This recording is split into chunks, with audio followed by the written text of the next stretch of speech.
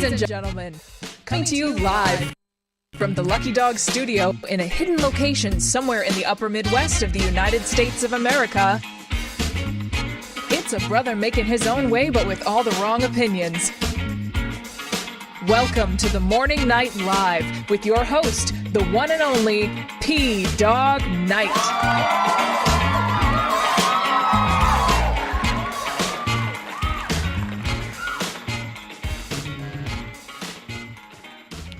Well, here we go. I'm having some technical difficulties this morning. Good morning, everybody. Welcome to the Morning Night Live. I'm your host, Marty, also known as P-Dog Knight on the internet. Welcome back to the P-Dog Knight channel, where something happened to my my thingy here, and I should probably clarify. Somehow I'm looking at my well, anyway, it's, by the way, it's Thursday, the 14th of March 2024. And my display is all messed up. What the hell happened here? Like, everything's all messed up. What the hell? Okay, I gotta figure this out. It looks like somehow my entire setup got messed up. And so I can't show you articles. Maybe, let's see if this works. Oh, that didn't work. Let's try this. No. Let's try this. Let's see here. No, that just makes everything giant. I don't want that. So this should be the one right here, and I can't fix it. So we might be flying blind today. For some reason, it's not showing all the articles. Oh, and that even makes it worse. What the hell happened? Okay, so I don't know how to fix this. Well, it's going to be one of those days, I guess. We're just going to have to look at me, because I'm sure that I'm interesting, but what the hell happened to my setup? And for some reason, I can't even fix it. Do I have to start over? Jesus, that's even gone. Web article, it's gone. It's gone. This makes no sense. So anyway, hope you're having a good day. I hope you're having a better day than me. I was just fine 5 minutes ago, and then all of a sudden, bam, this whole thing changed up on me. Anyway, welcome to Morning Night Live. I'm glad you're here. Thanks for everyone popping in so far. I'm your host, Marty, also known as P-Dog Knight on the internet, as you know, and it is, I already told you the date. So, lots of things going on, and I have just a ton of tabs open that I would love to share with you, but somehow got all screwed up. So I might have to, what am I going to do? Well, we'll figure it out. But the big thing is Fani Willis got Spanxed. Oh, I don't even have the right thumbnail up, do I? Well, I am just having one of those days. Let's see if I can at least fix that, because this is not how my day was supposed to start. So anyway, this is let me put the correct thumbnail up here. And this just, it's there's something really wrong here, and I can't figure it out, but at least let me put the right thumbnail up. There we go. TikTok. So we're going to talk about the TikTok ban, and we're going to talk about Fani Willis, the Fani getting Spanxed, which I thought that was a cute little multi-entendre. And then we'll get into the news, well, that's all part of the news. There's a whole lot of other stuff. But yeah, the TikTok ban and Fani Willis are the big news today. And then there's certainly other things. So we'll get into it right after I say hi to everybody. Let me see. I'm going to take 1 second here and attempt to fix this, because this is really annoying. Somehow, and I can't even, for whatever reason, it won't even let me fix it. And that's what's bothering me the most. So I'm going to move this over. Let's see. Let's try it. And then we're going to take this, and I should be able to expand this. but it's not letting me do that on any of these articles. Let's see what full screen looks like. Nope, even full screen's messed up. Now, how did that happen? I have no idea. I can't even do it on the full screen, and it won't even let me fix it. Oh, I see what happened. Now I got it. Okay, hang on. Let me do this. Somehow, give me a second, guys. I apologize for all this. This is stupid. Yeah, somehow I see what happened, but it shouldn't have happened. This is weird. I don't really like this at all. So now I got to make this a little smaller. We're going to be on full. We're going to do one full screen all day today because it's unfortunately this has forsaken me. All right, now let's expand. And I apologize for doing this while we're on a show. Anyway, I'll say good morning, everybody. First in the chat over on Rumble, Mr. Avocados Diabli gets the bell. Also, good morning to Sir Phantom Dogfart, the greatest name on the internet. And TC's in the house also. And let me see. I know this is a little embarrassing, but I got to do it. And we'll take that. We'll expand that, and maybe I can at least get a full screen one up here.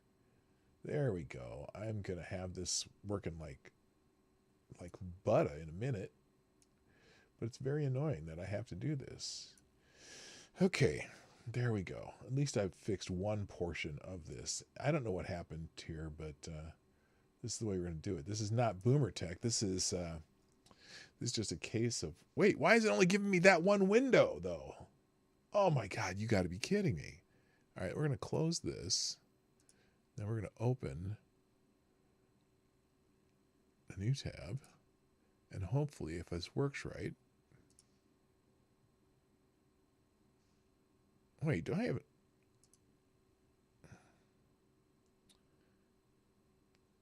Why do I have a separate window open? That makes no sense.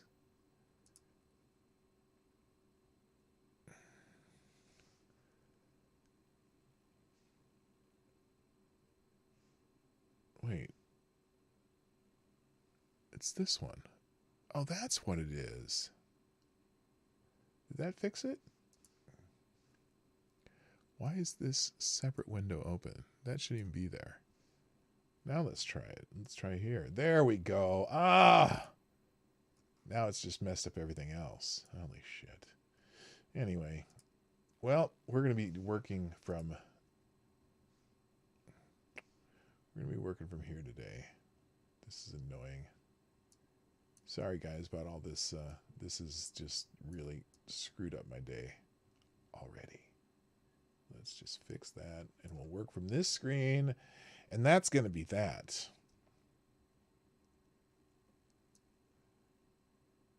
Well, I got an idea. How about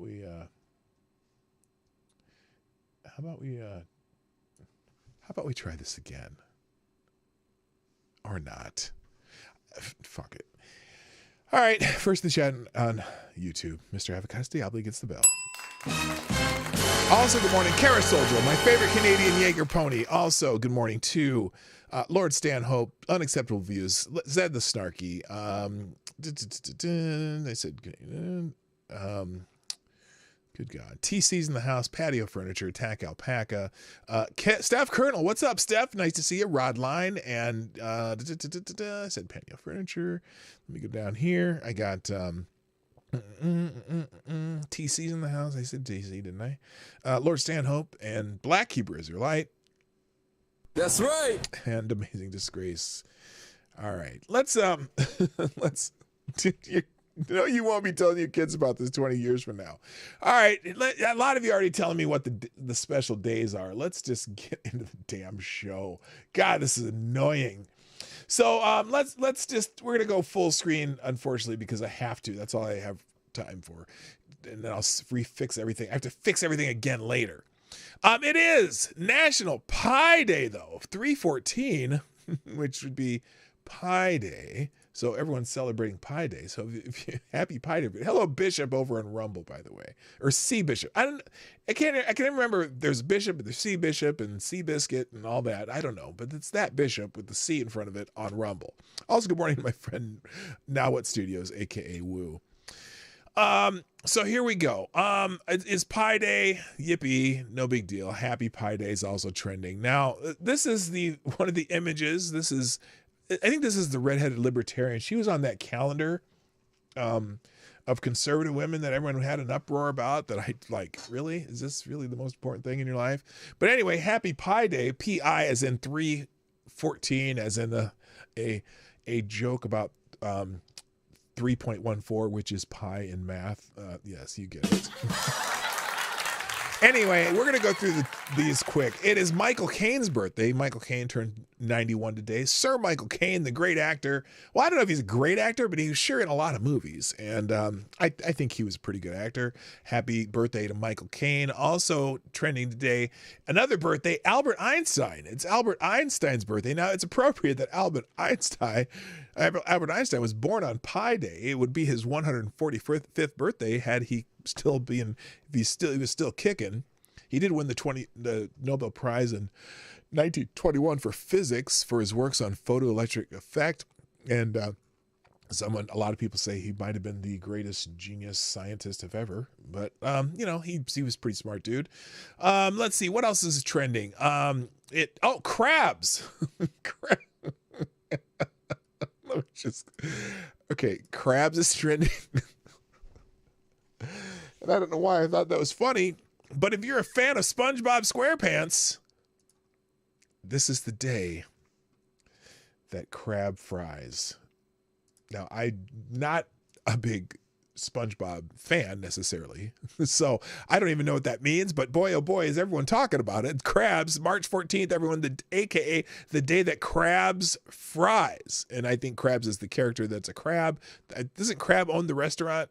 Krabby Patties, and apparently this little sea urchin thing decided that crab was going to fry. It's the 20th. Oh, and it's also 20th anniversary to the day that crab fries. So that happened 20 years ago today. There you go. No, crabs is why I'm itchy. Thanks, Rodline. That's a little too much information. Thank you, though. I appreciate you being very honest and forthwith. Also trending, Eternals. Now, if you are if you are a fan of the Eternals, remember the Marvel, I guess it was a Marvel superhero movie or something. Maybe it was on Disney Plus or something.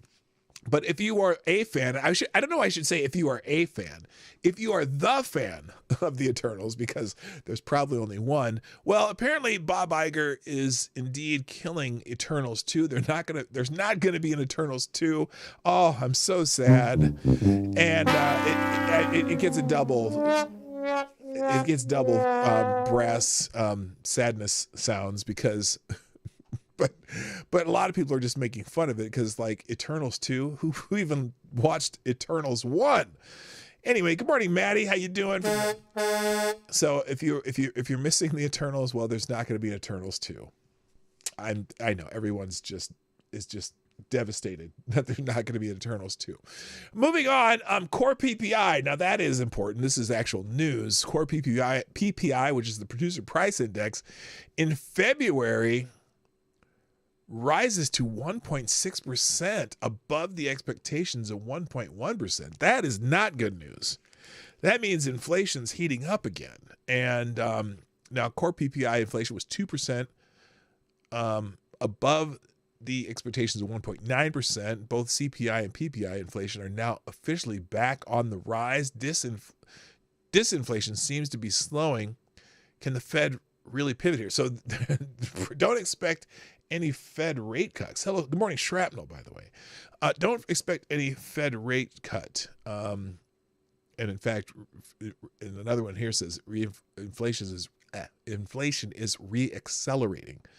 Not a good thing. US PPI month-to-month actual 0.6%, and the forecast was 0.3%. So even month-to-month, it's heating up. So everybody hunker down and try not to raid your 401ks and just figure out how you're going to be able to cut spending, because it's going to heat up again. And I'm sure part of that is the fact that fuel has gone up again. So, I mean, I guess the Inflation Reduction Act is a failure in some ways. I don't know. Well, in fact, the Inflation Reduction Act was just a warmed, watered down Green New Deal. All right, let's keep it going, though, because there's a whole lot to talk about. So SpaceX is trending. Apparently, they have tested their new Starship rocket, the largest and most powerful rocket ever, and it successfully lifted off today and completed stage separation. So they are working on these new rockets that Elon Musk is dead set on sending a ship to Mars. And so anyway, that's a good thing. Now let's see. It's Mario Nawful, spelled with an awful. SpaceX Starship is not just about reaching space. It's specifically designed to transport humans to the moon and beyond. Now here's how. Here's how human spaceflight Starship is designed to carry up to 100 people on interplanetary flights, including missions to the moon and eventually beyond. The launch vehicle, Starship, is the most powerful launch vehicle ever developed, is designed to carry up to 150 metric tons to orbit in its fully reusable configuration, making it ideal for lunar missions. SpaceX is working with NASA to use Starship as the lunar lander for the Artemis missions to return humans to the moon for the first time in 50 years. Isn't that weird? So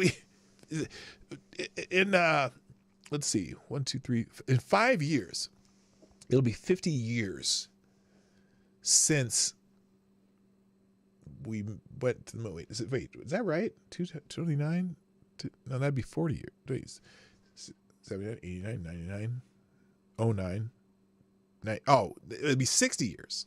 Excuse me, 60 years. It'd be the first time in 50 years we sent somebody to the moon, but it's almost 60 years since we, in theory, landed someone on the moon the first time. And I guess they did send people to the moon more than once. So even if that first one may or may not have been a recreation in a studio, they did send more people to the moon. It wasn't the only time they sent someone, but it's been over 50 years since we have. And its capability to transport large amount of cargo and crew is pivotal for establishing a sustainable human presence on the moon, as in a moon base. Where's Scribe Light when you need him? And then by delivering significant quantities of equipment, supplies, and personnel to the moon, Starship will support the development of moon bases, paving the way for long-term lunar exploration and habitation. So it's very much like the International Space Station. They could have an International Space Station on the moon. And as Scribe would say, and I wish Scribe were here, I would say, wowie, wow. You know what I mean? So anyway, good morning, GDSOB. All right, now, so that's what's going on with SpaceX. The new rocket testing is working out. Moving on, also, now this is something trending that I didn't really realize or know about, and this is kind of a tech thing too. So apparently there was a case in the UK, a court case, and it's about someone named Craig Wright. Now, if you know who Craig Wright is, good for you. I didn't. But anyway, breaking. It says Craig Wright is not the pseudonymous inventor of Bitcoin. A judge ruled, arguing there's overwhelming evidence against his claims to be Satoshi Nakamoto. So apparently someone had been using the pseudonym of Satoshi Nakamoto, claiming that they were the inventor of Bitcoin, right? And apparently, whoever this Craig Wright is was claiming to be Satoshi Nakamoto. Or I don't know if he was claiming to be or someone else said he was. But anyway, there's a judge in the UK that says, nope, Craig Wright is not Satoshi Nakamoto. Now, here's my question as I saw this trending this morning. Do you care?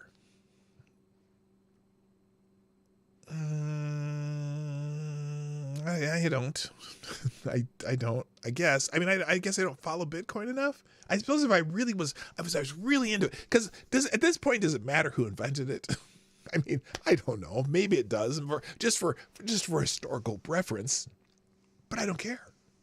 Craig Wright is definitely not, according to a judge in the UK, Satoshi Nakamoto. There you go. That's trending. Okay, moving on. Also trending, Islamophobia is trending. Now that's always fun, and because apparently, well, there's a couple reasons, and I'm going to put my face back on the screen here. Islamophobia is trending, apparently because again, people are mad. Some people are mad because a CNN panel was talking about Democratic Representative Ilhan Omar.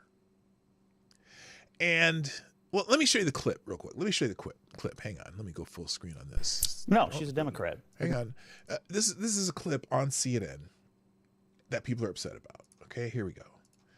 And listen carefully. Today? No, she's a Democrat. They're going to vote for Biden. I'm not surprised about that. I am surprised that in the year of our Lord, 2024, there is a public relations agent for Hamas sitting in the United States Congress. Now they cut off the clip because they really didn't even show whether or not there's pushback. But the claim is that CNN pundit calls Democratic Representative Ilhan Omar a, quote, public relation agent for Hamas, end quote. And they said they got no pushback. And so then the words Islamophobia is not only normalized by American politics, it's rewarded. Now, I'm trying to figure out, let's say, now he said that, and he said that there's a Congress person, perhaps Ilhan Omar, that he said that she's a spokesperson for Hamas. Now, my question is that statement Islamophobic? So, I mean, what makes that statement Islamophobic? Because she talks about, she is very, very, she's a spokesman for Hamas. I mean, what makes that Islamophobic? She certainly spends a lot of time talking about the people of Gaza, right? I don't know. I don't get it. And here it is. Ariana Presley, too, saying blatant Islamophobia has no place in our society, let alone primetime TV. It's dangerous, unacceptable, and cannot be normalized. Got your back, Ilhan Omar, because she's part of the squad, right? The squad. And again, I see this person. This is the same person who put the clip. And also the fact that this says there was no pushback. I'm curious because they cut the clip off. I don't even know if there was pushback. There's no way for me to know. I'm not surprised about that. There's no way for me to know if there was pushback because look when they cut off the clip. Today? Again. No, she's a Democrat. They're going to vote for Biden. I'm not surprised about that. I am surprised that in the year of our Lord, 2024, there is a public relations agent for Hamas sitting in the United States Congress. Today? How would you even know if there was pushback? That's all they showed. Now, I don't see any version of this clip that's longer as I scrolled through that particular trending topic. Now, the other one, too, apparently there are some Muslims, Muslims, however you prefer to pronounce it, are protesting against Islamophobia in Stockholm, Sweden. They want to come to the USA or Europe and then impose their beliefs on us. Europe and the USA are predominantly Christian countries. If they don't like it, then get the hell out and go back to your own country, to your Okay, I just read, that was oh my God. I don't know, I should have read that out loud. But anyway, that's another reason why it's trending, because some people are protesting in Sweden. And then also, apparently, now this is interesting. The Hollywood Reporter notes that 700 notable Hollywood figures sign an open letter in support of Israel. Okay, now that's fine and good. I'm sure that they're certainly allowed to have their opinions, and I tend to agree with them on this. But people are saying, oh, well, a new boycott list just dropped. That's Islamophobia being supportive of Israel. Now, I just don't know. It's just weird because, Israel's that tiny little sliver of land in the area, and then everything, the entire region around it is full of Muslim people. Why is support for Israel necessarily Islamophobic? Maybe they support Israel because a bunch of people went in there and tried to massacre people, and so they started a war, and they started a war that they can't handle. I don't know. So anyway, that's Islamophobia is trending again. It does quite often, by the way. I didn't do. Oops, I got to go back. Hang on a second here. What I haven't done yet, I haven't thanked some of you, for tweeting out the show. Thank you, Somnambul Nation. Thank you. Oh, what the hell? Why is that? What happened here? There we go. Somnambul Nation and TC always on the ready and doing the thing. Stephanie reposted my post, Zed the Snarky, Somnambul Nation, and Banks, Robert Banks. Thank you very much. I appreciate it. And then also, there was what is the other thing I was going to do besides that? Oh, I got to remind you, the Morning Night Live is brought to you by you, the viewer of the Morning Night Live. Please, while you're thinking about it, hit that like button because, you like we're doing. There's 36 people and only 17 likes, which is not a good ratio. So please, there should be at least 36 likes now. If you haven't hit that like button, this is the time to think about it and do that. Also, if you have not shared the show, like Somnambul Nation, like TC, like all these other wonderful people who have retweeted my tweet or put it on somewhere else on social media, would you please do that also right now? That'd be greatly appreciated. And then finally, you can sponsor the show at pdognight.live. Now, I've dropped the link to that super chat. If you're going to super chat, I prefer you do it at pdognight.live, but I will gladly take any super chat from wherever you do it, whether it's Rumble Rants or super chats from YouTube or pdognight.live. But the link at pdognight.live sends less money to YouTube, and it's easier for me to manage. So I appreciate it, and you can do PayPal or credit cards on there. And if you use Streamlabs super chat, you don't have to. You can write as much as you want within the 256 character limit that all three of them have, but it doesn't limit you by how much you tip. If you put $2, you got 256 characters to say what you want. If you put $10, you got 256 characters to say what you want. If you tip $150, 256 characters. There's no discrimination based on your support of this show. So I prefer, pdognight.live. And so do you. So there you go. Moving on. Let's see. Islamophobia, Craig Wright. We did that already. Oklahoma. Oh, Oklahoma, where the wind goes down the trail. Oklahoma's trending. Now, the state of Oklahoma is trending for a couple reasons. Now, if you would remember, I gotta hate using this full screen video, but whatever. The thing about it though, when I do full screen, and sometimes you see people do this show and they have the full screen on there, and you're looking at their all their tabs and stuff.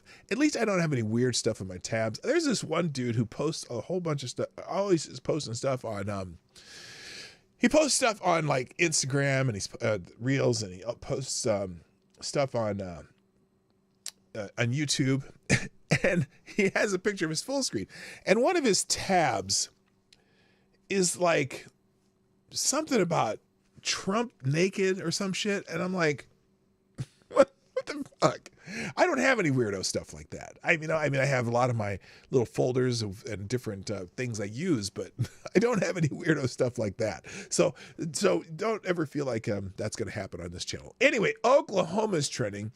Now, if you remember, this is a weird headline. Support in Oklahoma for reduced cockfighting penalties rises 20 years after the blood sport was outlawed. Now that's straight up weird.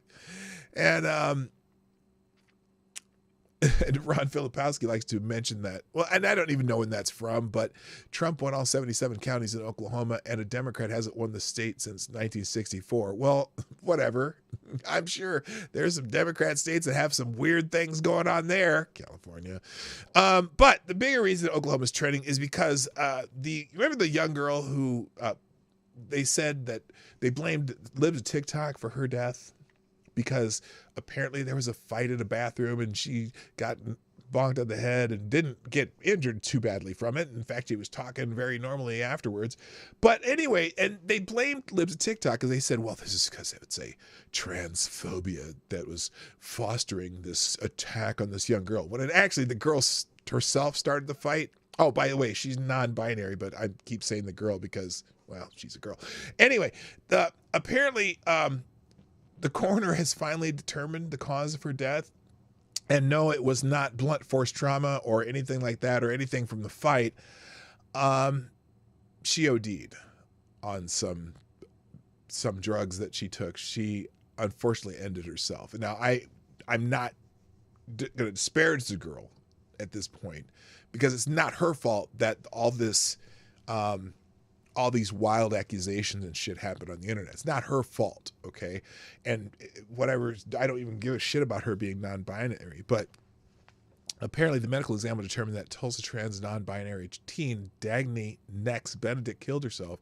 Democrats, left-wing activists, and journalists falsely claimed that she had been beaten to death and blamed libs at TikTok. Protests were held across the U.S. So, yeah, that didn't happen. In fact, here's in fact, Jeffrey here is one of those people. And again, breaking. Here's Colin Rugg's version. Breaking. Transgender student Nex Benedict died by suicide according to the medical examiner report. Not head trauma from the fight. The 16-year-old Nex Benedict died days after a fight at Owasso High School in Oklahoma. LGBTQ activists immediately jumped on the opportunity and blamed libs TikTok for Benedict's death. According to the medical examiner's report, however, Benedict did not die from trauma from the fight. The report listed the probable cause as death by diphenhydramine and fluoxetine combined toxicity. Diphenhydramine is an antihistamine and fluoxetine is an antidepressant.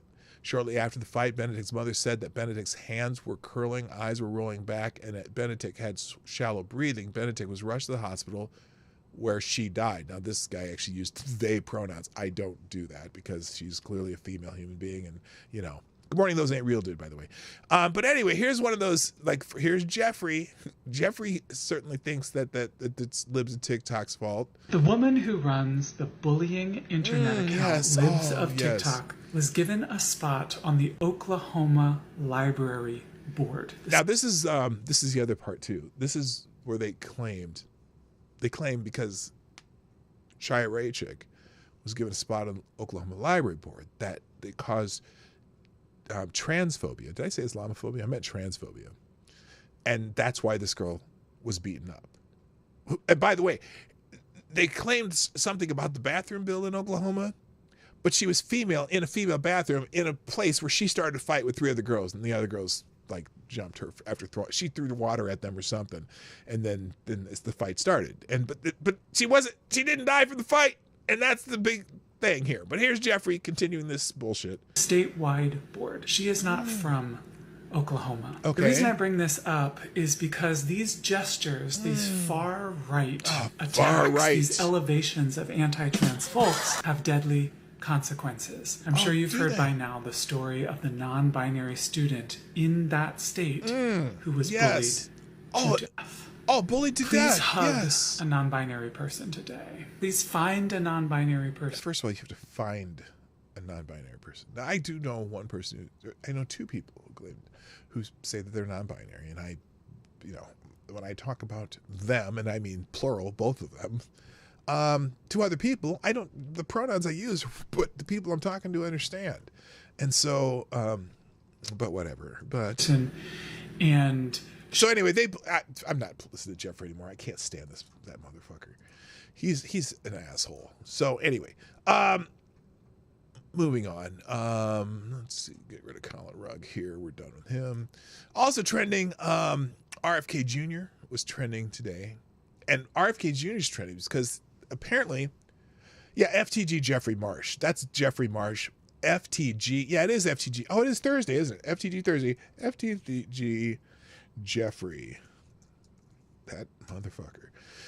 All right. Hello, Tyler F. By the way, good morning. Where was I next? Oh, RFK Jr. is trending because apparently, I don't know where this news came from, but there were rumors that JFK Jr. is possibly coming down to picking a running mate. Now, JFK Jr. was running as Democrat, but I think he might be running as an independent now. I'm not really sure. But they were saying that JFK Jr. possible running mates would be Jesse Ventura, the former governor of Minnesota and former pro wrestler, Jesse the Body Ventura. And I, Mean Gene, I really like to lift weights and eat my vitamins. Well, that's Hulk Hogan. But anyway, so Jesse Ventura was one possibility. And the other is Aaron Rodgers was another possibility. The great Green Bay Packer quarterback, now New York Jets quarterback. Did I say JFK? I meant RFK. Well, you know what I mean. Use your words. I'm sorry. You know the thing.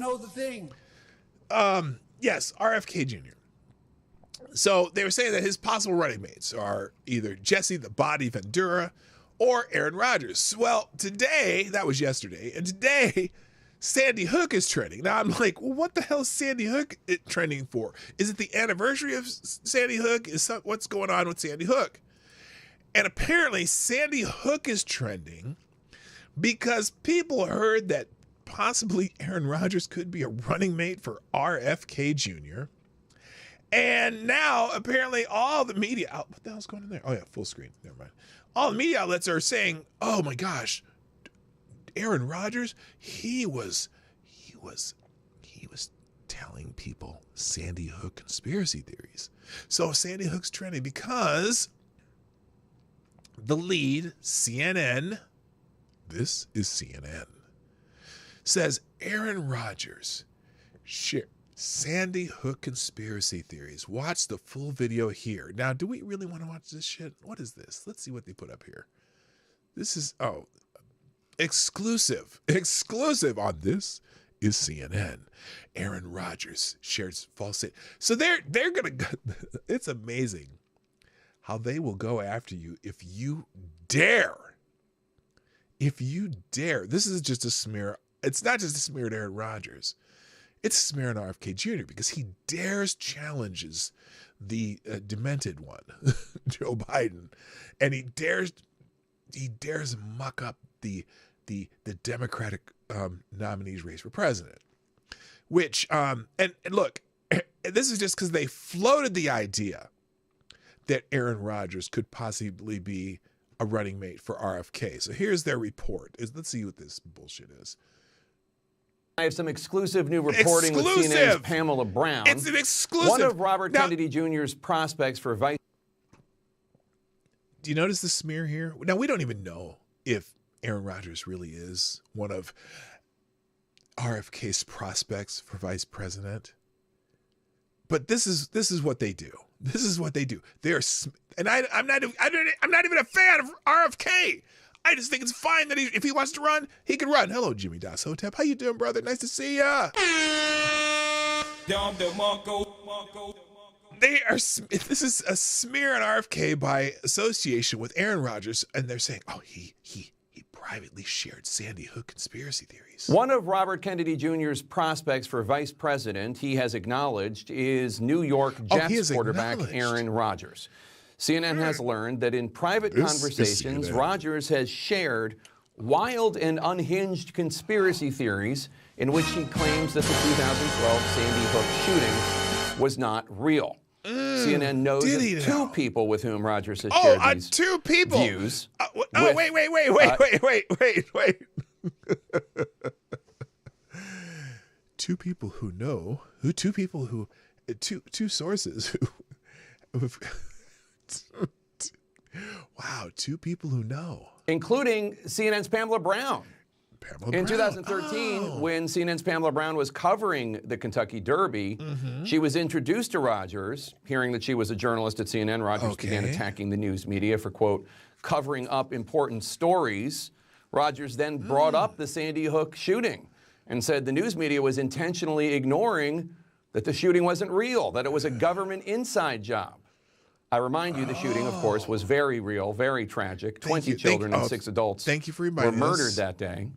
When Pamela Brown asked Aaron Rodgers for evidence. And listen to the intensity in Jake's voice. Now, again, this is in order to smear RFK. Now, look, if Rogers did do that, yeah, it's weird. I thought it was weird when Alex Jones was doing it. And maybe at the time he wasn't sure. But the thing is, so this was in 2013, right? 2013. Now it's 2024. Did anyone at CNN bother to ask Aaron Rodgers within the last 12 months about this? Sure, a lot of conspiracy theories went around in 2013 about Sandy Hook. What is his thoughts on it now? Maybe he's just like, back then there was a lot of stuff being said, and I don't know. You never know you don't trust the news. But obviously since then we found out, we know it's for sure it's real. So what does that mean? That's all I wanted. I don't want to play any more of it, but you get the idea, right? But this has a bigger purpose for This Is CNN, because they're just trying to clear the path for Joe Biden, because RFK might take some votes from Joe Biden, or there's just people who weren't going to vote for Joe Biden anyway, and they'll throw their number. They'll vote for RFK just to get him out of the, just because they don't want to vote for Trump or something. But this is, everyone's jumping on this as if he said it yesterday. As if Aaron Rodgers just jumped out of a bus somewhere and said, hey, that Sandy Hook stuff was bullshit. No, that's not it. They're talking about something he might have forward or said 13 years ago or 12 years ago, 11 years ago, whatever the fuck it was, 2013, that he may well not believe right now. And look, it's all over the place. And here it is. Keith Olbermann. We have to listen to Keith Olbermann. He's the greatest journalist on the planet. Keith Olbermann has something to say about this. On the Thursday Countdown podcast, according to first-person... Is it just me, or he looks unhinged? He doesn't just talk unhinged. He looks unhinged. Testimony supplied on the record by a CNN investigative reporter. Okay. Aaron Rodgers. A CNN investigative reporter. Ooh, and CNN investigative reporter. Ooh. The clear first choice by Robert F. Kennedy to... Oh, the clear first choice. Now that's a wow.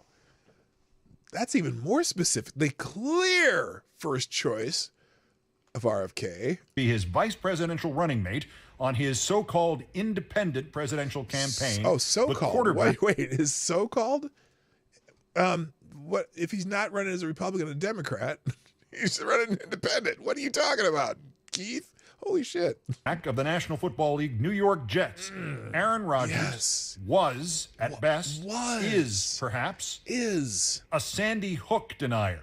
And the true tragedy of this delusion, this psychopathic conspiracy theory, is that we don't know if in Robert F. Kennedy Jr.'s mind that makes Aaron Rodgers ineligible to be his vice president, or it clinches the nomination for him. Oh, so maybe RFK's a Sandy Hook denier. Also, why an obscure ruling in the Georgia courtroom likely indicates that the... Okay, that's enough of that. That's wild. That is just wild. Keith, what are you doing? So anyway, we got, what the hell happened there? My whole screen went black. There we go. Okay. Why don't you go black? Never mind. Anyway, so that's why that's trending. Plan B is trending. Apparently in, God, Plan B is trending because apparently there is a singer named Olivia Rodrigo who at her concert, apparently at her concert, well, here's the story. New 21-year-old singer Olivia Rodrigo is handing out free boxes of Plan B at her concerts during her Guts World Tour. That's a little weird. Along with the Plan B, fans are receiving condoms from Rodrigo and information on how to fund abortion and a phone number to get an abortion. Back in February, Rodrigo announced the Fund for Good initiative to provide many of her young fans with abortion access. Now, here's the problem. Here's one of the problems. I think Olivia Rodrigo's fan base probably averages about 13 years old, so I just don't know what the hell this girl's doing. It just sounds weird to me. So there's a big debate about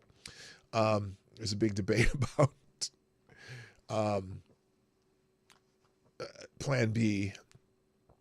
Hey, Rolling Stone, Plan B is an abortion, so the despite language here is weird. Yeah, because Rolling Stone's headline is Olivia Rodrigo's St. Louis concert hands out morning after pills despite state ban on abortion. Well, I don't think they've banned morning after pills because that just stops a fertilized egg from implanting, and so you're never really pregnant if that happens. There's certainly some people are against them because, some say the fertilized egg immediately is human life. And y'all decide that shit on your own. I'm not going to argue about abortion on here.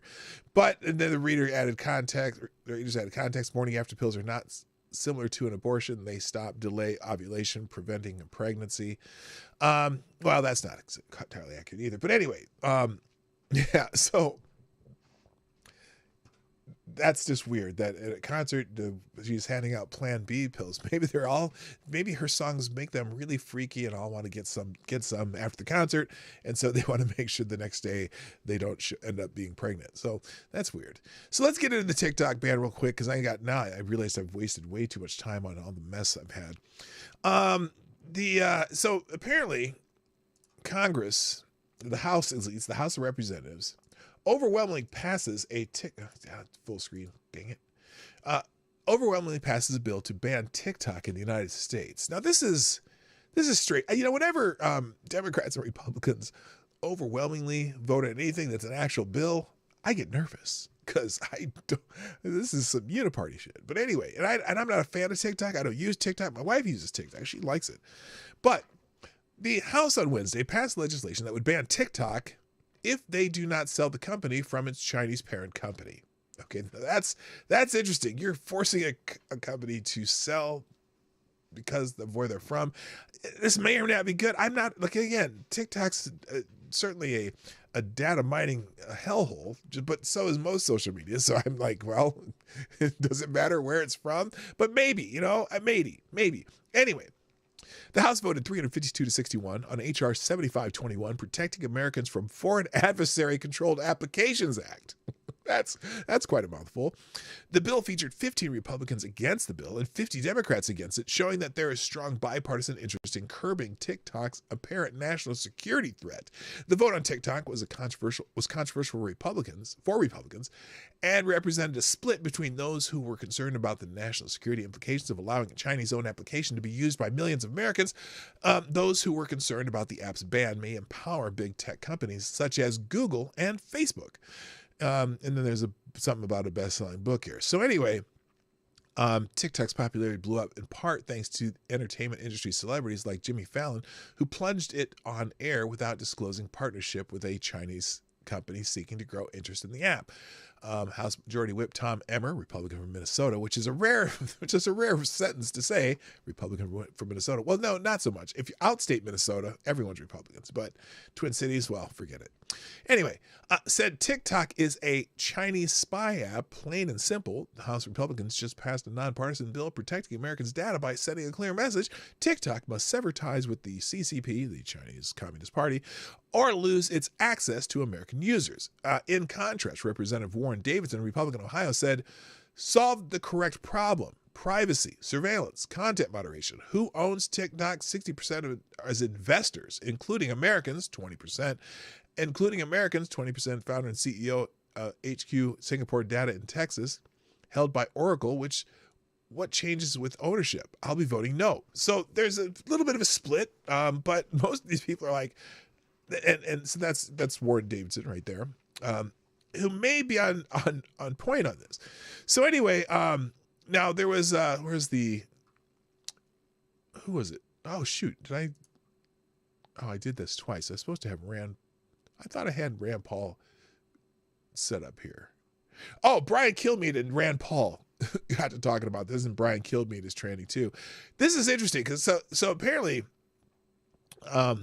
Rand Paul also is against this bill, and there are reasons to be against it. There are reasons to be for it, but I think this. Let's see this little exchange. This is the big, the best part of it. Senator Paul, why do you believe that TikTok is not a danger to America? So you can't really take someone's property in our country without a conviction.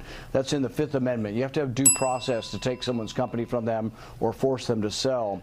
But even beyond the Fifth Amendment, the First Amendment says that those 180 million Americans who express themselves on the platform have a right as well. There's already been a preliminary decision by a federal district judge in Montana that tried to ban this. There were 2 decisions under Donald Trump when he tried to ban this. They've all been found unconstitutional. Using it or not using it, whether you own it or not own it, really has to be according to the law, because there's a real danger. For example, Fox News, I don't know, maybe you have some foreign owners. I don't know if everybody's an American citizen. And then what if they say, well, Fox News is giving misinformation on the election? You have a foreign ownership, you have misinformation according to the government, and all of a sudden they say, well, we're going to shut down Fox News, or we're going to shut down Twitter. So the bill isn't just about TikTok. It mentions TikTok by name, which is also a problem because laws are not allowed to target one company, but there is also a danger that it goes beyond that. In terms of banning it, I think national security should trump that. Do you think there should be maybe a listing of nations like Russia, China, North Korea, and Iran that should not be able to own entities like this? The company is owned 60% by international investors, 20% by the 2 Chinese software engineers who developed it, the entrepreneurs who began the business, and 20% by their employees, 7,000 of whom are American. So it's a very diverse ownership. It's not owned by the Chinese government. In fact, on TikTok's board, there are no Chinese nationals that control this that are associated with the government at all. They're CEOs from Singapore. So this is an international corporation, and like every other international corporation, they deserve their day in court. You can't just take their property. They've offered and actually have transferred most of their data to Texas to an Oracle cloud, which they have review of the data by Oracle to make sure it's being controlled here. Nobody thinks. So, Rand Paul being the voice of reason. And that's why. And look, the idea that the tech companies aren't doing the same damn thing as TikTok. Now, granted, they say, oh no, TikTok's sending it to China, sending the information to China. Are they though? I mean, you know, they're all the social media platforms are data mining operations for the most part. But anyway, there are more articles on this. And this is an interesting one from Daily Caller. Rook says Congress mindlessly opens the gate for deep state Trojan horse by passing TikTok bill. Now look, for me, it has shades of Patriot Act, right? Oh, the Patriot Act was such a great thing because, you know, we're going to make sure that we don't have these foreign people coming in here and getting their fingers into our stuff and breaking shit and whatnot. And then they started using it against Americans, right? So it's like, why would you got to think about what you're doing. What are some other consequences that can happen from this, right? So here it is. This is by Mary Rook. And this is a commentary and analysis writer at Daily Caller. The U.S. House of Representatives passed a bill Wednesday called the Protecting Americans from Foreign Adversary Controlled Applications Act. Is there PAFA? The PAFA Act, okay? The bill aims to curtail the influence that China and other hostile nations have in the U.S., still with the broad language and unilateral power given to the executive branch. Again, they're giving the power to the president? Oh, really? Oh, that's cool, because if Donald Trump becomes the president, then he'll have that power, right? Is that the power you want him to have? All the Democrats have voted for this? And hey, Republicans, when the act passes, Joe Biden will have that act. Will he be able to ban Truth Social or something like that? Yeah, I don't like the executive branch having more power. But anyway, let's see. Hostage, blah, blah, blah.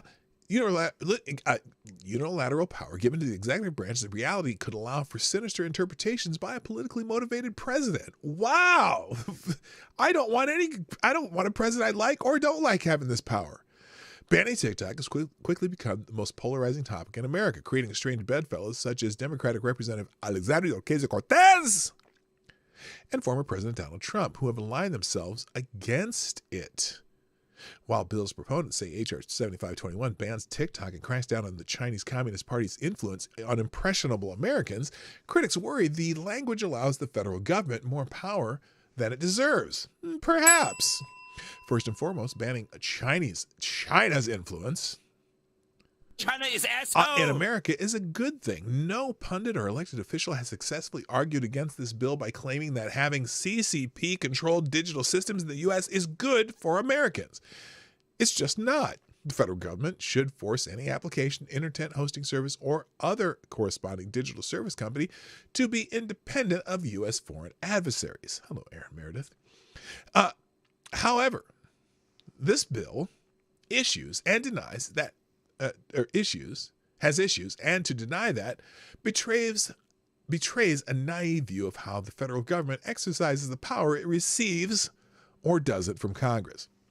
The main issue with H.R. 7521 is the broad language in some key areas and lack of checks and balances required to prevent the president from abusing the power granted in the bill. And again, I'm just saying, all you Democrats, if you're a Democrat who likes this bill and thinks it's a great freaking idea, right? If you're Alexandria Ocasio-Cortez, think about what you would think if Donald Trump had this power. If you are, a Republican who loves this bill, because most of the Republicans voted for it too, both parties, this is a bipartisan, whenever you got something this bipartisan, I say worry. Bipartisan bill. All you Republicans, if Joe Biden's reelected and Democrats take control of the House, are you comfortable with this bill? That's the question I have. And that's what I worry about, and it's just the fact that you're allowing someone to determine what company can do what and who can have social media. I want less regulation of social media. I want people to be able to say the most offensive shit they can on social media, and I don't care. Like on X, they let you do it more than other places. So anyway, and misinformation will sort itself out. If you're getting misinformation, the shit can get sorted out by reality. You know what I mean? So it's just, I don't like the idea that they're going to control this company and you're this many buyers. Look, it's mostly owned by non-Chinese people. So it's just one of those things. You can read the rest of the article yourself. But someone here, some Upton guy saying, I worked for the Trump administration's TikTok ban, and this America First bill is exactly what we wanted. This is someone who likes this. In the final days of President Trump's first term, there was a concerted effort to tackle the problem of TikTok and its ownership by the Chinese technology and entertainment conglomerate ByteDance. Within the administration, there were two leading positions on the question of what to do regarding the social media app and its use by the Chinese government as a tool to collect data and spy on Americans. One faction, predominantly led by Treasury Secretary Stephen Mnuchin, sought a path to force ByteDance to divest itself from the TikTok app through the sale of it to an American company.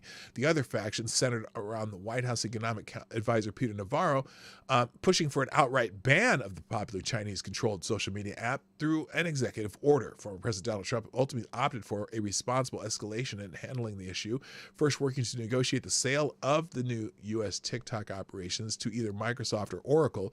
When that fell apart due to ByteDance's intransience, whatever, I can't say the word. Trump moved to ban the app outright through executive order. A federal judge, unfortunately, stayed the order. No, fortunately, I don't think that the president should have that power. I just don't. Sorry, that has to go through a lot more checks and balances before you can just say, through an executive order, you ban the app. You can't do it. Unfortunately, stayed the order after the 2020 election. President Biden ultimately abandoned efforts to ban the app. Now, there's a lot more there, but the other thing trending right now, they mentioned Trump's Treasury Secretary, Steve Mnuchin. Well, he is also trending right now. And now, why do you think Steve Mnuchin might be trending? Also, Patriot Act trending, because a lot of people see the parallels to the Patriot Act. But Steve Mnuchin is trending. Why? Because breaking, this is a few hours ago, breaking, Steve Mnuchin is putting together an investment team so they can buy, guess it, you wait for it, TikTok. Like I said yesterday, the TikTok ban is all about putting the app in. Oh, now this person says, oh my God, I didn't read this. I should have read this before I said it, before I put it on here. This guy says, oh, just like I said yesterday, the TikTok ban is all about putting the app into Zionist control. Oh my God. Oh my God. Breaking, Treasury Secretary Steve Mnuchin tells Andrew Sorkin that he's interested in buying TikTok and is putting a group of investors together. He wouldn't tell Andrew which investors are in his group. Worth noting that former Activision CEO Bobby Kotick has also expressed interest in putting a consortium together to buy TikTok. So there you go. And there's several people talking about that. So just a coincidence that it just happens to be Steve Mnuchin who is looking to buy TikTok. How about that? That's just wow. Steve Mnuchin. Mnuchin. I like saying it that way, though, because it's funnier. Mnuchin. Steve Mnuchin. So anyway, that's the big news from yesterday. Now, other big news from yesterday, and I talked about Fani getting spanked. Oh, excuse me, Spanxed, because it's funnier. Big deal yesterday. Georgia judge has quashed 6 counts in the Trump case as Fani Willis awaits a disqualification verdict. Good morning, Andrew Corbell. Nice to see you over on the Rumble. Welcome.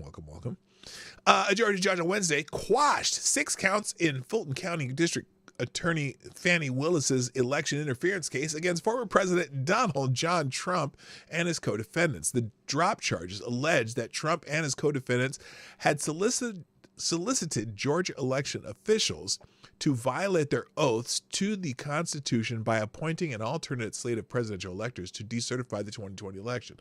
But Judge Scott McAfee ruled that the charges failed to provide sufficient details describing exactly how the defendants' alleged conduct would have led state officials to violate their oaths of office. This is a quote, "The lack of detail concerning an essential legal element is, in the undersigned opinion, fatal," McAfee wrote in a 9-page ruling. As written, these 6 counts contain all the essential elements of the crimes, but fails to allege sufficient detail regarding the nature of their commission, i.e. the underlying felony solicited. They do not give the defendants enough information to prepare their defenses intelligently. So now this is interesting because we know that they've had these hearings about her and the dude that she's been stooping since probably 2019, although she says 2021, and then she hired him and they paid him like 3 times as much as the county prosecutors to jump in this case and whatever. And so there's a whole there's 6 of 13. Those ain't real, dude. There's 13 total charges. 6 of them have been dropped by the judge. So they've gone through all these hearings, whatnot, and he still hasn't ruled on whether or not Fani Willis herself will be disqualified. Now here's the thing, and the reason that's important, if Fani Willis is disqualified from prosecuting the case in Georgia, if the district attorney is disqualified from the case, the entire district attorney office is disqualified from the case. So that is, for most part, ends the case unless the state of Georgia would be able to come back in and hire some outside private attorneys to prosecute this case, which is very unlikely. So it would kill the case if for all intents and purposes. So anyway, so that's why it's important on whether or not Fani gets there. Now, some people think that this action, let's see, where is it? I have it here. Some people seem to think that this action is not a good thing and that probably the judge is throwing some people a bone and maybe won't get rid of Fani Willis herself. So in this Federalist article, Fani Willis case judge is probably too scared to do the right thing. Of course, I'm telling you. So this white male, You're fucking a white male! Would be knocking down a black woman in this case. Ooh, in Georgia? Oh boy, good luck. Anyway, before the end of the week, this is in the sub-headline. This is the Federalist. Judge Scott McAfee has let this ridiculous Fulton County prosecution of Donald Trump go on this long. It doesn't look like he'll stop it now. Well, he did drop already. He threw out 6 of the charges because they were poor. And look, he threw them out because they were poorly written and or managed. So it doesn't mean that the Fulton County District Attorney Office couldn't rewrite them and resubmit them. But in the midst of all this other stuff going on, it's not. Let's just put it this way: it's not good for Fani Willis. It's not a good look. It absolutely is devastating to their image, the professionalism or lack thereof showing in this. That this was thrown out because basically the charges lacked detail. They lacked so much detail that there would be no way to defend against it because he couldn't prepare a defense on something with so lack of detail. So anyway, but in this case, they're saying before the end of the week, we're supposed to know whether Georgia Democrat District Attorney Fani Willis' ridiculous street gang prosecution of Donald Trump and associates will be killed off before it goes to trial. But for that to happen, it's going to take an extraordinary act of bravery from Judge Scott McAfee. And, well, for the record, so far, he's not exactly Rambo in robe. You know, Rambo. John Rambo.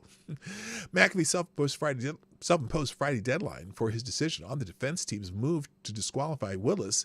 They accuse her of self-dealing by hiring her then boyfriend to join her office, get Trump prosecution, at a salary earning him, and thus her, hundreds of thousands of Georgia's taxpayer dollars. Willis denies the allegation, although the evidence that she was in a relationship with Nathan Wade at the time she recruited him as special counsel an otherwise inexplicable choice, given that he's a defense attorney, not a prosecutor, is overwhelming. Oh, I didn't know he was a defense attorney. I just thought he'd never prosecuted a RICO case. He doesn't prosecute anything. He's a defense attorney. No, that's even better. To make the Jerry Springer affair all that more entertaining in defending herself, Willis claimed to keep alarming amounts of cash on hand, which she used to reimburse Wade for several lavish vacations they took together in recent months. So we know all about that story. I don't need to go about that. But the idea that, the judge, look, this white male... You're fucking a white male! ...might have to kill a case that a black woman brought against Donald Trump. Oh my God. Could you imagine the pressure on this guy? All right. Let's get through the rest of the headlines because I've gone over my time. So let's just tell you what else is happening. Now, I have several articles on that case. For example, we'll just go down the line here and open this. Oh, well, this one worked. No, is that one working? Wide center still working. Left is not. Okay, well, let's do it this way. We'll use this one. All right. Death by 1,000 cuts. Defense attorney tells NBC's Trump Georgia case could be over soon. Defense attorney Caroline Polisi told MSNBC former President Donald Trump's election interference case could be over soon as soon as Wednesday. Over soon. No, she told him that Wednesday. Well, yeah, the deadline's Friday, isn't it? So there'll be that article. Okay, we'll move on. In Issues and Insights, voters are smarter than your average bear. Voters see a double standard in Trump charges for mishandling classified documents, according to an Issues and Insights TIPP poll. 40% are following the Biden classifieds poll. 69% of Democrats say Hur was lenient towards Biden. 62% say DOJ more lenient towards Biden than Trump. 85% want the Hur Biden transcripts released, which I think they did do that. But yeah, even Democrats are thinking, this seems like a selective prosecution to me, which is not a good thing. Also in the Trump E. Jean Carroll case, that $92 million bond proposal for the appeal for that case has been approved, clearing the way for the appeal. Judge Lewis A. Kaplan approved former President Donald Trump's $92 million, not billion, million with an M, his $92 million bond in the second E. Jean Carroll defamation case in January. New York jury found the former president guilty of defaming Carroll. He was subsequently ordered to pay an $83 million civil judgment. Last week, Trump moved to appeal the ruling and submitted a $92 million bond as required under New York law. The bond will now serve as security, ensuring Trump will fulfill the payment obligations if his appeal fails. The Second U.S. Circuit Court of Appeals in Manhattan will hear the appeal. This case has got to be freaking thrown out. That's the most ridiculous case, that they selectively changed the law so that she could bring the case, and then after she brought the case, later they've dropped it. And it's the same thing in the real estate case too, where they literally changed laws to go after Donald Trump, and it's just ridiculous. Plus, this woman's batshit crazy. Anyway, moving on. Also, Trump government documents case. Oh, he's saying that in the government document case, he legally took the documents, and he wasn't hiding them. President Donald Trump said on Wednesday on Newsmax TV, Greg Kelly reports that when he took government documents from the White House to Mar-a-Lago, it was done legally. He was the president of the United States. He had the ability to do it. Trump said, I was dealing with them. We were dealing fine. And then all of a sudden they raided his house. They raided Mar-a-Lago. These are corrupt people. Yeah, they've been negotiating this, and it wasn't like they weren't talking about how and when the documents would be given back. And they decided, oh, we're going to make this a case now. We're going to raid Mar-a-Lago. It's like, they were in the middle of negotiations for getting what they wanted, and it didn't happen. So if you want to read that, that's in Breitbart. In American Thinker, oh shoot, I got to put this over this way. Oh, by the way, well, here it is. Let's see. Oh, this is about the pipe bomb case, and it's just a short article talking about how they still don't have the suspect arrested, but it seems as though maybe this was a, dare I say it, false flag. Hello, Diesel Dick. It might have been a false flag. And also, good morning, Special Can Acid. It might have been a false flag.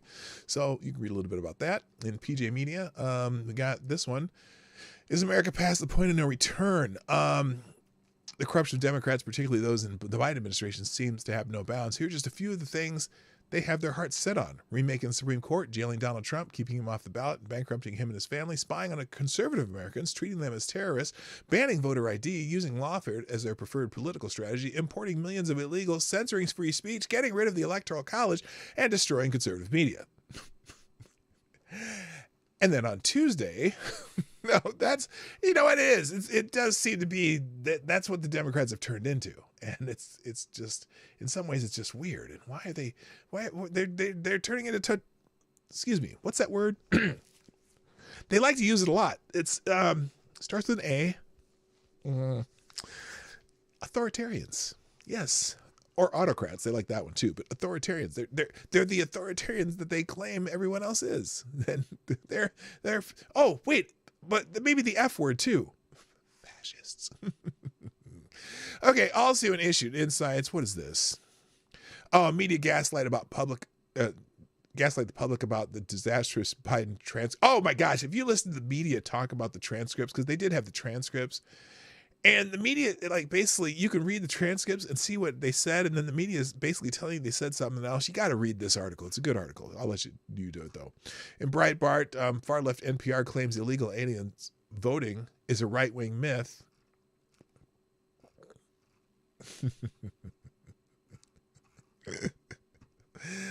Oh, in those states where they don't have, how would they know? How would they even know?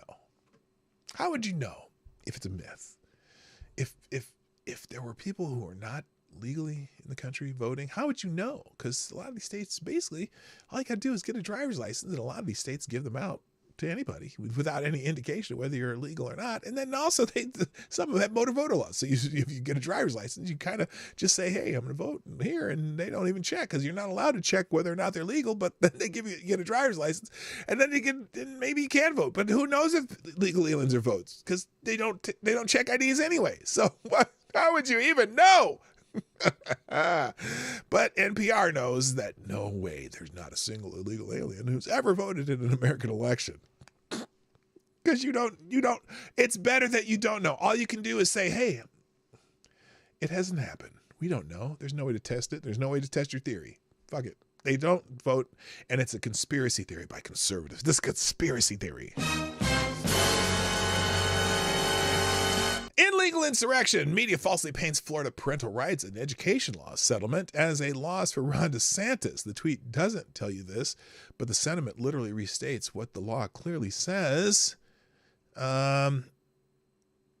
Apparently, a settlement has been reached between the DeSantis administration and the LGBTQ groups and activists who filed a lawsuit over the law.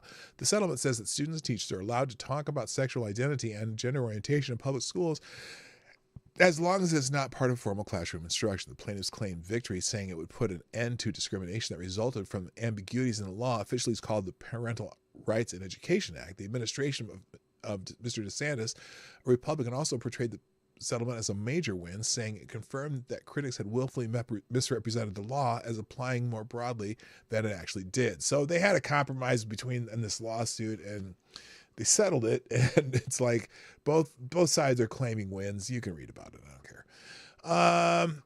Let's see. PJ Media, Biden administration may have delivered a coup de grace to the gig economy. Yeah, they're trying to force, that California law, the gig whatever law, where they're saying that you have to be an employee of someone to work, and independent contractors.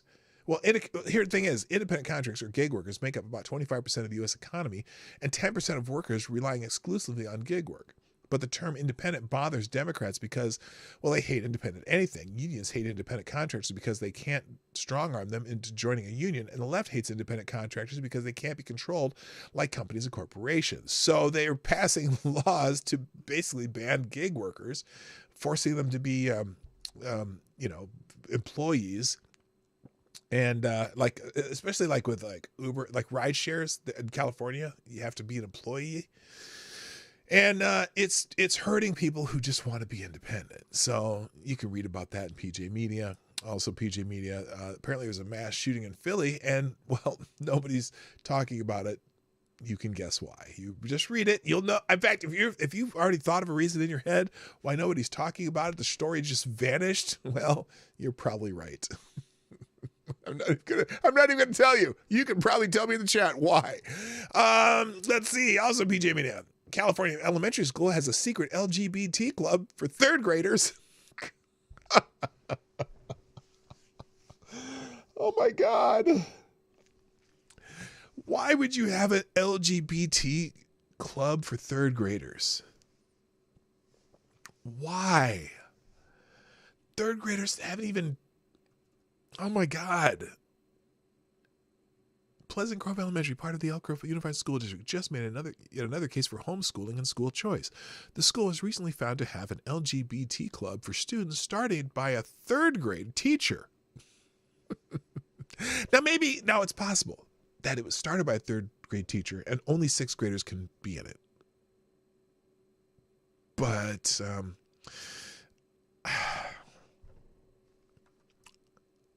I can't do it. Also, here's a RCT video of a 11-year-old school girl.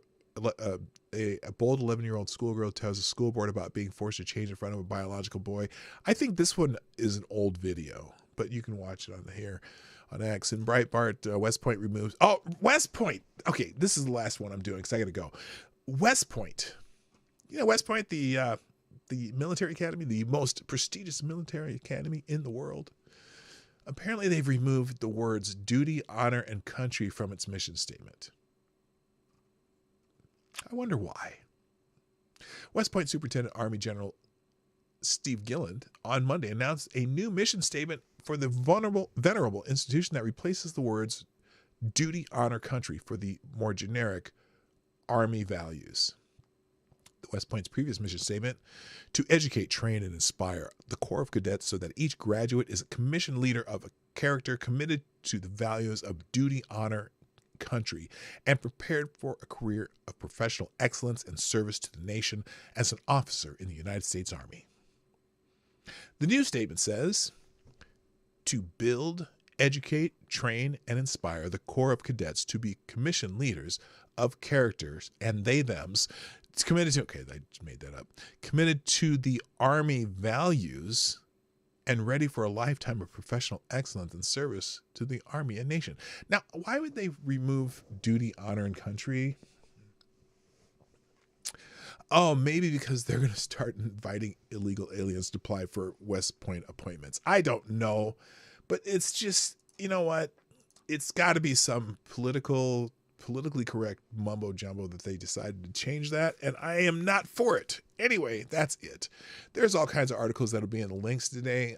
Thank you for joining me today on the show. I got to get out of here though. So, oh, by the way, there's a man in New Mexico who's died from plague in the nation's first fatal case since 2020. Oh, good God. Anyway, on that bright and cheery note, I got to go. Thanks for joining me today. I'll drop all these links in the chat during the outro. And I hope you all have a wonderful day. Thank you for joining me today on the Morning Night Live. It is time, though. And that's it. Thank you. I got to go. My name's P-Dog Knight. And I'm out of here. Bye-bye. Have a great day. Hey, this is P-Dog Knight. And thank you for watching today on the P-Dog Knight channel. If you have an observation or remark you'd like to make about this video or my channel, I absolutely welcome you to write it in the comment section down below. I really look forward to hearing from you. And before you go, if you like what you saw but you're not already subscribed, please make sure you hit the subscribe button and definitely click that bell that pops up afterwards so you'll be notified when I post new videos or when we go live. I broadcast my live show, The Morning Night Live, Monday through Friday at 10 o'clock Eastern, 9 o'clock Central. A special thank you to all the supporters of this channel who share our videos on social media and who make donations through Streamlabs, YouTube, Venmo, and Cash App, which are all linked in the description down below. Thanks again, and until next time, I'm P-Dog Knight, and I'm out of here.